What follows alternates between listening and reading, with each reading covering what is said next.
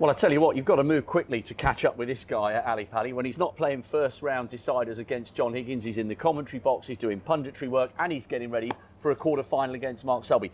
Mark, the reason we wanted to get involved with your busy schedule was to hear more about this fantastic foundation, the Mark Allen Foundation. How recently did you set it up and why? Well, it's been about 18 months in the planning, a lot of paperwork and hoops to jump through and just to get it done right. I believe having official charity status will help me attract bigger businesses and hopefully raise a lot more funds. And the idea behind it is to try and help as many local people as possible. I've done a lot of events like on a smaller scale over the years, and it does make a difference, and it's opened my eyes to how many people actually really need help. And I'm going to try and partner up with 2 or 3 other local charities and do that on a yearly basis. And have a review at the end of every year and just raise money, as much money as I can raise throughout every year, and then split it evenly amongst those 2 or 3 charities. And I've got another idea of like a bursary fund as well to try and help like local sports people. And I'll probably have that in memory of a good friend Joe that passed away. And I'm going to try and get that on board with the local council and get the Joe Short bursary fund up and running as well. So it sounds like you might be helping a whole cross-section of the community, not just kids, although the bursary sounds brilliant for the next generation. Is it a cross-section of old people? Is that your intention? It's to help the community as a whole? Yeah, I'm trying to keep it as wide as I can, but try not deflect from obviously my main job is playing snooker, so I want to try and keep it as low work as I can. So that's the idea of trying to partner up with other charities. The first one I've already spoke to and they're going to come on board is called Links to Pink, and they're an Antrim-based charity where I'm from, and they've been running for about 11 years, and they really help everyone in need in the local community, whether you're young, old, in need of groceries, in need of operations. No, they really cater to everyone's needs. So they're the first ones, and then the second one I've got in mind is a homeless charity, and then something for the elderly and like NI hospice or something like that. So that's the sort of road I'd like to go down.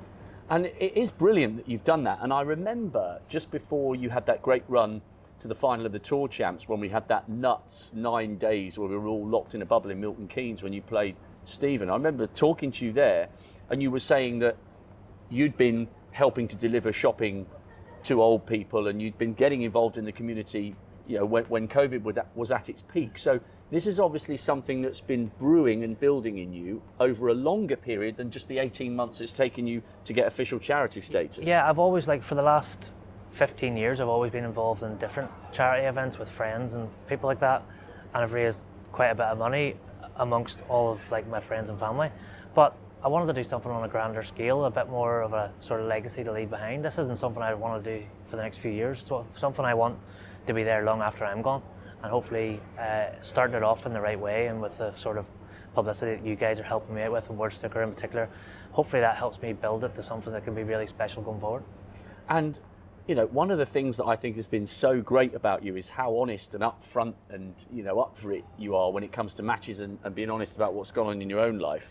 Is a little bit of this to do with the fact that you have flirted with difficult financial scenarios? Do you think you would have been as passionate if you hadn't had to declare yourself bankrupt? Yeah, I would have been. If I'm honest, I would have been. It's opened my eyes. Obviously, I've been through my own problems, and some of them were self-inflicted. But yeah, even that aside, I definitely would have. I've always been involved in charity events and fundraising and trying to help as many people as possible.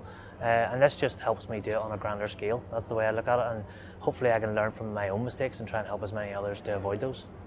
And the great thing about the Northern Irish community, sporting, cultural, music, there'll be a lot of people who are proud of who you are and what you've done.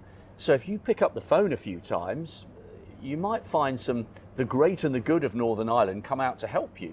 I really hope so. I've never really tried to lean on that. No, I'm just trying to do it single-mindedly, but I think it's time now I need help, and trying to get as many big names involved as possible and bigger businesses, and hopefully a bit of TV coverage and things like that to really try and promote this and raise as much money as possible. Now, if people are watching this and they don't necessarily use social media a great deal, just remind people what your handles are on Twitter and on Instagram, because if you're out there, if you're based in Northern Ireland, or if you just like the sound of what Mark's doing, I'm going to try and go over and help in Northern Ireland. I've been there a few times. It's a wonderful place. If you want to help Mark, wherever you are in Great Britain or Northern Ireland, get in touch with him on his social media channels and somebody will come back to you. So what are those handles? Yeah, well, Twitter's simple. It's just Pistol147, and on Instagram it's MASnooker155. There will be a separate charity page set up on all those social media platforms to help people follow it properly.